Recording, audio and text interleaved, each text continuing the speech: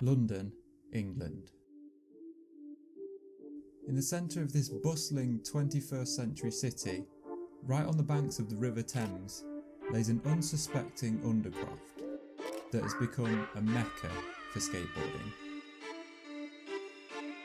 This is the story of Southbank. This is the story of London's war against skateboarding.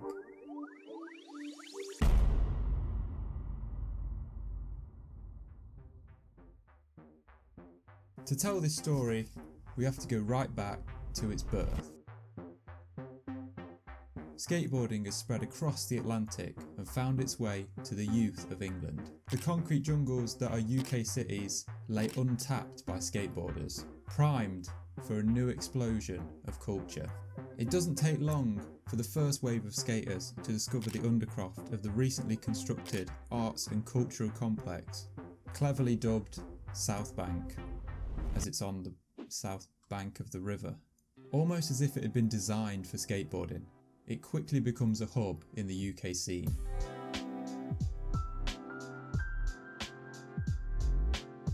As skateboarding's popularity grows, so does that of Southbank and its notoriety around the world, playing host to the iconic Bones Brigade in 1988. Unfortunately for Southbank, with notoriety in the skate scene came notoriety with local officials. This is where Southbank's sunny streak began to turn.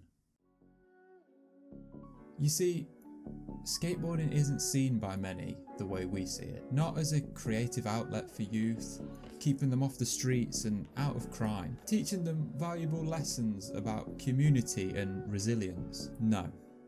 To those in power, skateboarding is but a nuisance, and in 1990 steps were taken to deter skateboarding from Southbank. Many obstacles were blocked or purposely damaged, including, but not limited to, drilling into the floor itself to try and make the spot unskateable. London had made its first advance. While this wasn't ideal, most of Southbank remained, and skaters showed another one of their traits, simply using their ingenuity to skate these new obstacles as if they were part of the park. If the city really wanted to deter skateboarders, they weren't going to do it that easily. But then, nothing. Skateboarding continues throughout the 90s and through the millennium. Maybe the City of London had finally accepted skateboarding, or simply forgotten. Just as skateboarding really hit the mainstream through video games and incredible full lengths, London's attention seemed to be drawn back to Southbank.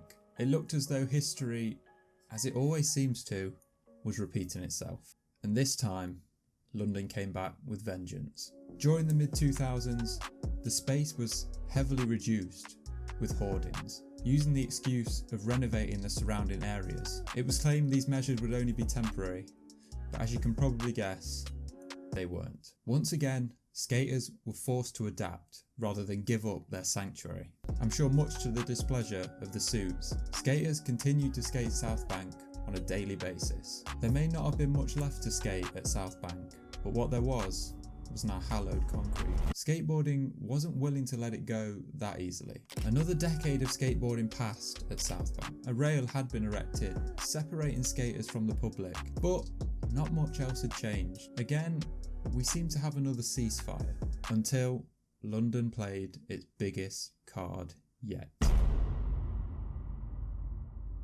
In 2013, national cuts to the art industry meant plans to repurpose Southbank into shops and restaurants. And that's right, demolishing this legendary spot. After years of battling and compromise, it finally seemed Southbank was to be lost. The kind of spot you'd only see in old videos or hear about in the odd YouTube video. But just as before, skateboarding wasn't willing to give up its iconic spot without a fight. A campaign was put together, and the spot's legendary status brought attention from all over the skate world. This became Long Live Southbank, a group of locals who knew exactly what this spot meant to them and could mean to so many in the future.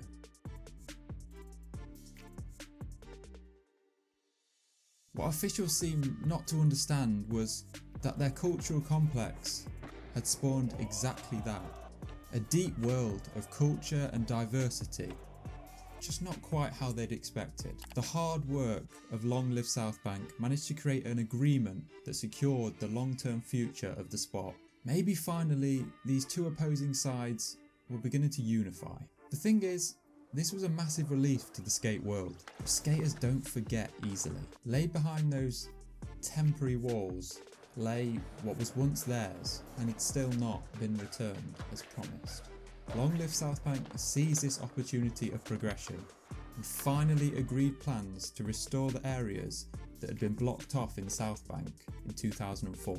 A joint project saw plans to restore much of the original Southbank agreed, and in 2019 some of these unskated for years spots were finally reinstated. We had come full circle. Skateboarding had taken on the big city of London and won. Long live Southbank.